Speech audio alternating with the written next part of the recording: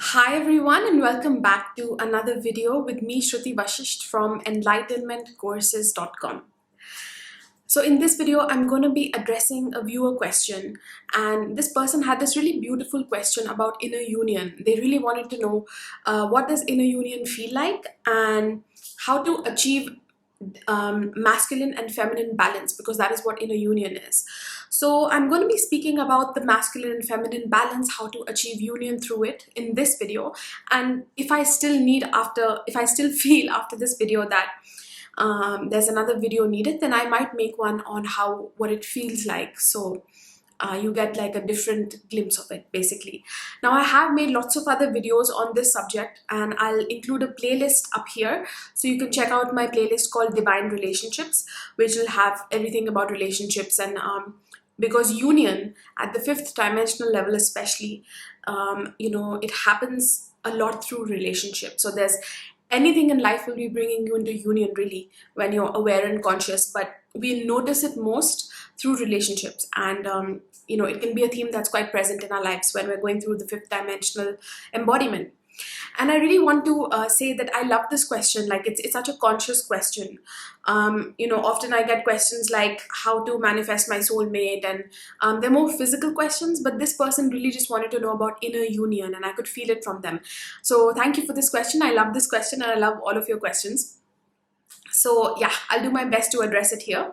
And so before I begin, please know that I have online courses and courses that take you exactly through this process that I'm talking about. I've actually curated and made courses that take you into inner union. They have been made specifically for that purpose. There have been sections and segments that they've been divided into step by step.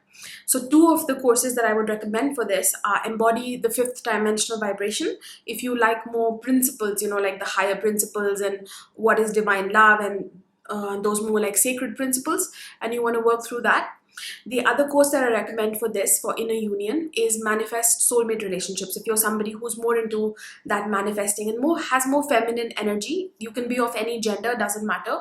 But if you have more feminine energy and that you feel a lot in your body, and you're good at conjuring that up, then that's what the course takes you through. It's more rather than these principles and having that knowledge and then this empowerment.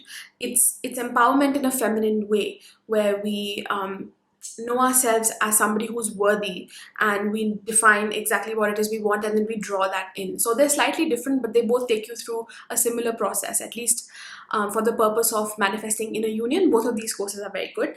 And Manifest Soulmate Relationships is on a 50% off only this weekend, because on Monday I'm announcing it, and when it launches it'll be full price. So check it out below. You can check out the contents of these courses as well, which will give you also a hint into what kind of stuff we have to go through and embody in order to reach inner union as well, because the names of the chapters and some of the things that I'm talking about there also will be about that.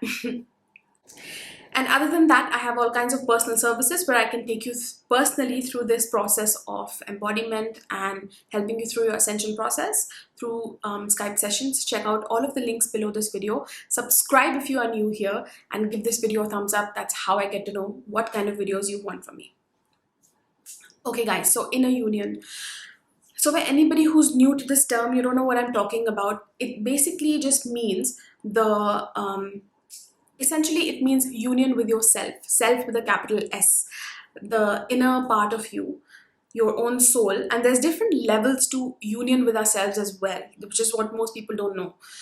So there's the union with our own soul, then there's the union with our higher self, there's union with our I am presence, our God self, there's union with our Christ self. So there's just like different levels, and we have to go through a process.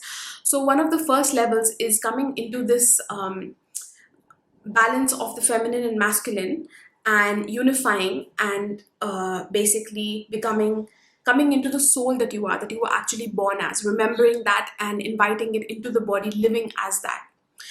So that is, I think, what this person was talking about, because they focused, their question was about how to reach this balance of feminine and masculine. And at all levels of these stages, you will be balancing out the feminine and masculine. So it's just different levels. But anyway, I digress. So When it comes to uniting with our soul, twin soul, higher self, this is the first level of Trinity.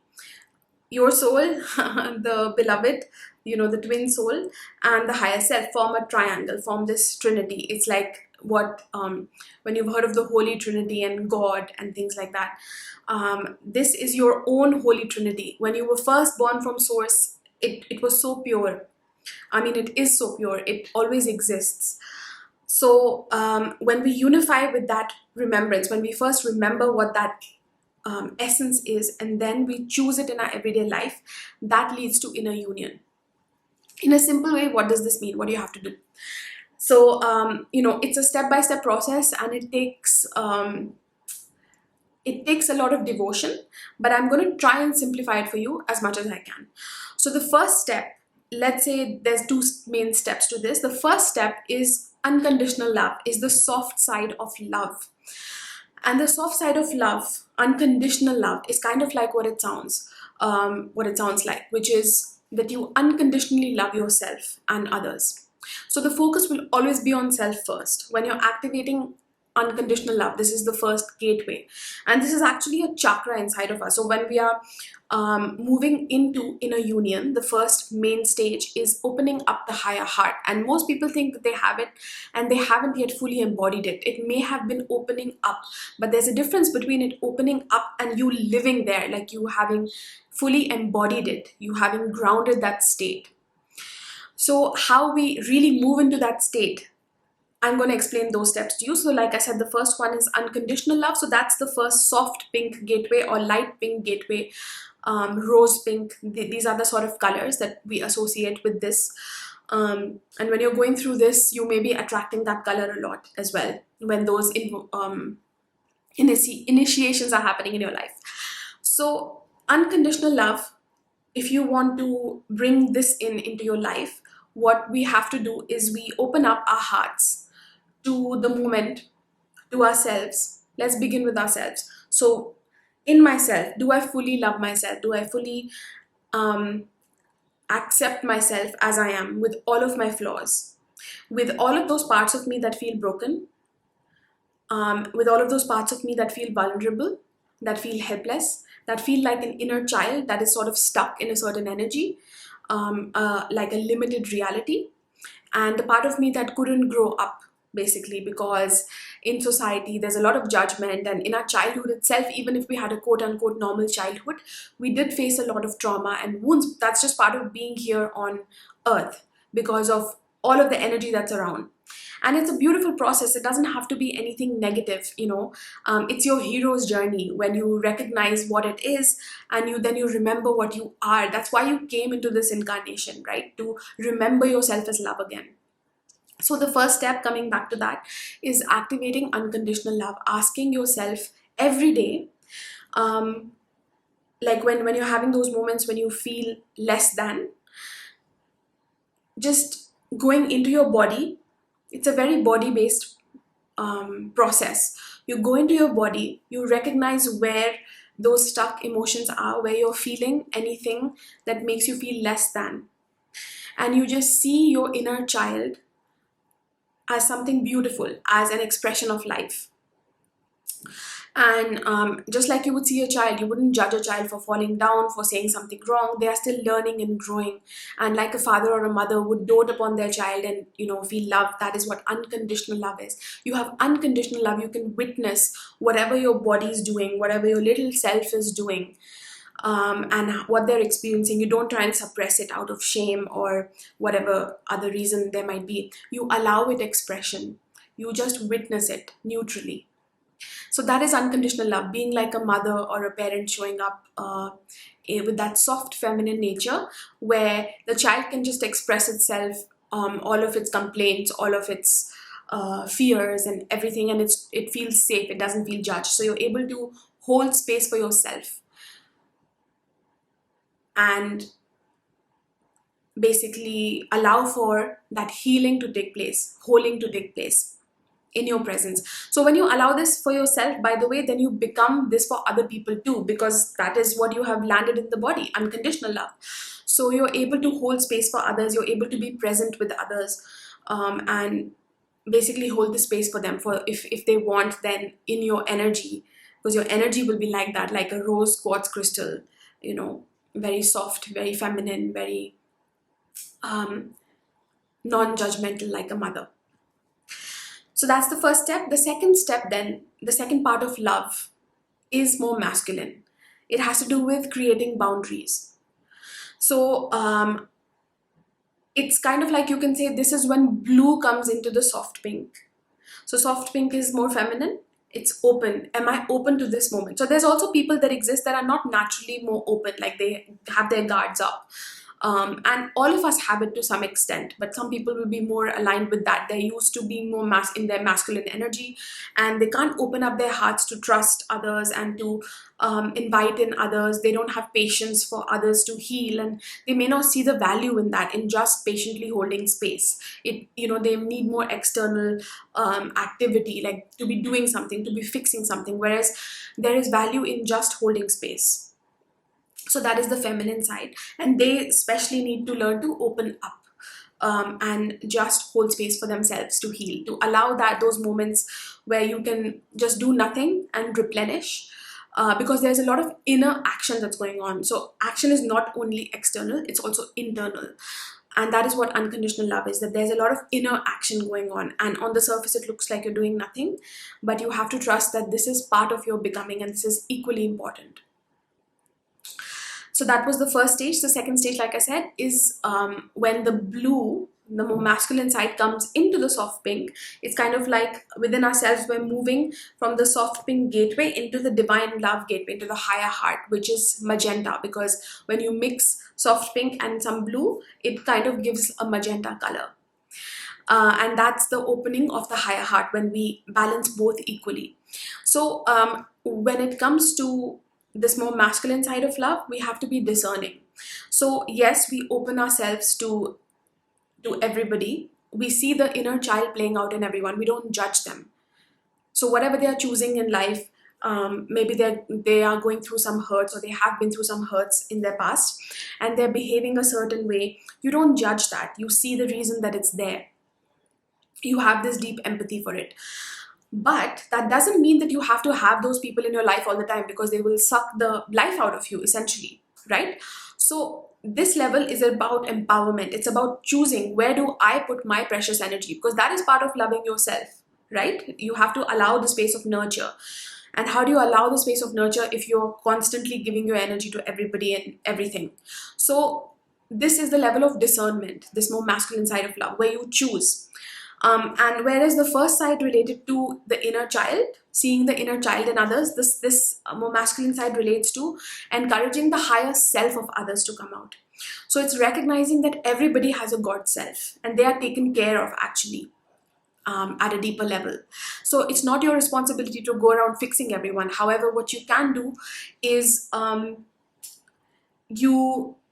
it's again being very neutral and discerning if your energy is needed there, and expressing from truth. So it's knowing, for example, you see that somebody, what they're doing, their actions are not really serving them, or they're causing some sort of discord. It's being able to express your own truth. So you don't have to be negative, you don't have to be harsh to them. What you say outwardly is soft, but inside of yourself, you're firm with your boundaries. So you have decided, it's about being decisive as well. You have decided that this is not where my energy is needed, and you're able to convey that truth in a loving way, but in a firm way, but it's loving and soft. And it's within empathy. You can recognize that the other person is going through what they're going through for a reason. You have empathy for it, but at the same time, you know that my energy, because I'm a master being, we all are. So masters don't just disperse their energy everywhere. They show up where it's most needed. And that is what being a master is all about, that you will be needed at certain points for your service on the planet. You can't just be everywhere. If you're here and your service is most needed here, and this is not something that we at a human level know. This is something that, you can say source or God sort of decides, or our own higher self decides, if you want to think of it like that. So if your energy is over here, you're not able to do your service, right? So you're not living divine love, you're not living your empowerment, you're not a master. So when we are saying no to someone or something, we're saying yes to another thing. So that you have to inculcate that in your life, and you have to be able to recognize when is the right time to do that. When is the right time to open up? Well, we sort of open up to everyone. That doesn't mean we invite them in. It just means that we're able to see their inner child, and we're able to connect with them. That we have empathy.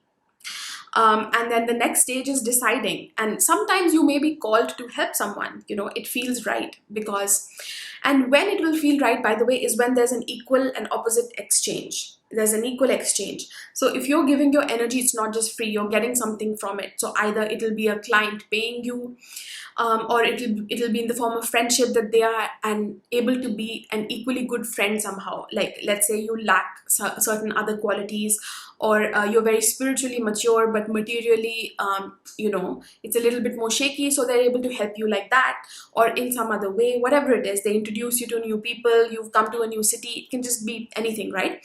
But you will feel like it's not like I keep giving my energy and then I just I'm a giver. It'll feel equal. It'll feel like I get as much as I give. So you have to become powerful. And this the masculine side of love is about power, is about having boundaries, is about, it's kind of like the father energy, that if a child is misbehaving again, let's say, then he just doesn't just run to the child. Like if the child is crying and it's more of a tantrum, and the father can see that it's not invalid, like the child is not trying to be naughty, it's coming from a little bit of a wound that happened before. But sometimes maybe what this person as a young adult or whatever needs is some space and the ability to do something, to make a mistake, even to fall down and to learn by themselves, because they have their own higher self. And maybe you're able to communicate the truth to them, that this is something that is not in alignment, or this is kind of risky. I give you the freedom to do it, but at the same time, you have to, like, if they're an adult, but this is what it is, this is the truth. And then you're able to stand back and understand that they also have a higher self. They need to make their own mistakes. They need to do what they have to do. So you're not taking excess responsibility where it's not yours. You see? And at the same time, you can identify where you need to be in a certain space, especially when you've been invited in order to help. But at the same time, it won't feel like that person is just sucking your energy. So it's not only through relationships that we have this inner union. And by the way, when you move through both of these gateways, there is this beautiful balance that happens. And that is the first stage of inner union, where you unite with your soul. And the second stage often is more difficult for a lot of people, where having enough boundaries, knowing also, it's also about action. It's not only about relationships and having boundaries, it's also about discernment of knowing what my purpose is. It's about truth and choosing it in your everyday. And it's about service. It's about the fact that you can now serve. However you choose where it is that you serve, your body will be basically telling you. So in a union, we come into it when we have a willingness to simply love, and to serve something that is larger than us, to serve love. We're a servant of love at the end of it. So if that means that it's showing you that this lifelong friend that you've had is now no longer resonating, they might be a nice person, they're not trying to do anything negative, but it's time to distance yourself, you will do that. If it's showing you that this career that you have is not serving you, it's depleting your energy and your service needs to be somewhere else, you're willing to take small steps in order to move in a new direction. So you have to have courage, you have to make decisive decisions, and we have to make the bigger changes in life. This is a death process. It's a proper death process that you go through. You will be dealing with childhood wounds that come up. You'll have to make choices in your life, and I've made other videos about it, my own process. If I am able to find them, I'll link them up here. But you will feel alone a lot of the time when you're making these choices, where you have to be firm within your boundaries, and that's like a test. That is like an initiation of love, where are you able to hold that? Are you able to trust truth? So when you do that, and it's not just once, you have to do it again and again and again in your daily life. One day when you, one day it just happens because it gathers momentum. Like it starts off small, but you're making those choices and this energy, sort of this consciousness gathers momentum, and one day your field changes. You have moved into divine love. You have moved into inner union. You are now embodied. The embodied soul, that pure soul that you were born as from source, with its original remembrance of why am I born here, what is my purpose, how am I to create, because that is what the soul is. It's about magic, it's about creativity, it's about co-creation with other people, attracting other pure souls. So all of that you'll be going through with your inner union when it happens, and it feels just so magical.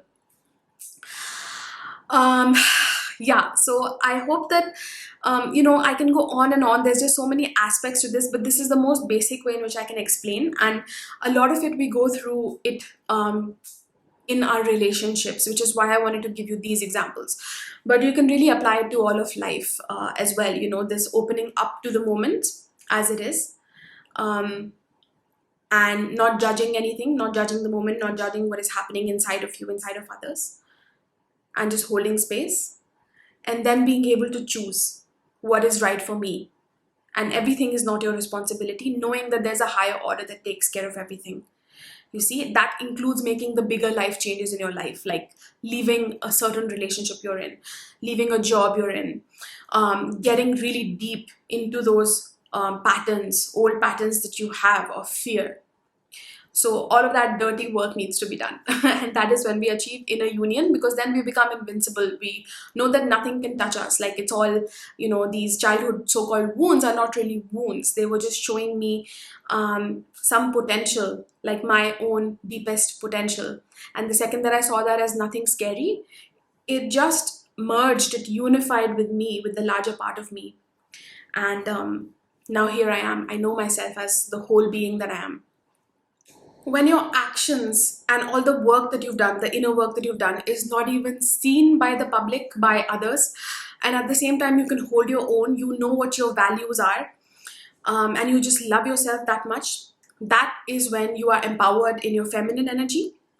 And when you are in touch with truth, you are discerning, you know what your inner truth is in each moment, you're able to find that out whenever you need. You're able to choose it, and you're able to stand firmly in it, and you trigger other people through living your truth, through saying things, through changing so much. People will have all kinds of opinions, but you can stand alone in truth. That is when you fully empower your inner masculine, and the balance of both of these is what leads to union. And that is service, that is divine creativity, that is soul magic, basically. That is empowerment. And naturally, when you call in these states, when you have, just from the innate desire that you have to be in divine love, which is the combination of the feminine and masculine side of love, unconditional love and divine love, you can say, is what love is. So when you have this inner desire, life will automatically bring you opportunities through relationship triggers, through life triggers, different choices that you have to make. And as long as you can make the right choices, that is what actually activates it in the body, not as a mental concept in your head where you've understood what is unconditional love and what is having firm boundaries and what is divine love. It's not about that. It's about when you can choose it, when you apply it in the everyday. That is what causes DNA changes, and your higher heart blows open one day, and that is what activates this state. It's about bringing these things, these concepts into the body, and to choose it in your everyday life. It's a very practical thing, enlightenment. So guys, I take you through this very step by step through workbooks, exercises, creative exercises, meditations, you name it, in my courses. So please check them out. They have been designed very specifically for this, because this is what we're going through. So if you crave this, do check out those courses. And I'll try and make another video about how it feels, because that was another question this person had. How does inner union feel? Thank you for watching. Please subscribe, give this video a thumbs up, and I'll see you next time.